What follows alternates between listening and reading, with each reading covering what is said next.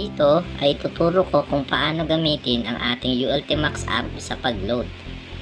Una, buksan po ang ating Ultimax app at magpunta sa e-load. Dito ay makikita ang lahat ng available e-loading products ng Ultimax.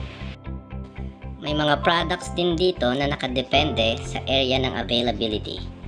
May mga pagkakataon din na kailangan ulitin ang command ng pag-load kung ang response ng system ay temporary unavailable.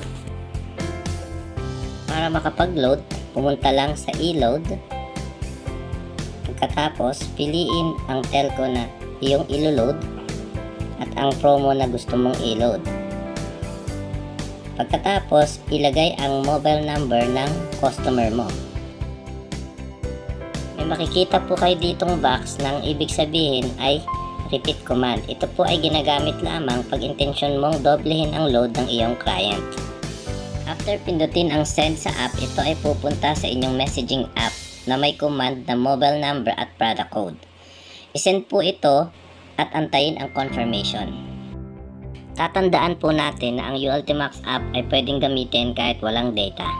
Ang kailangan lang po natin ay naka-Unlitex tayo para magkaroon ng unlimited access anytime and anywhere. In a few seconds, makikita po natin yung confirmation from telco na na-load na po ito sa ating customer. At the same time, makikita rin po natin yung rebates natin every time na naglo-load po tayo. Ganyan lang po kasimple mag-load kay Ultimax. Kaya ano pang inaantay nyo?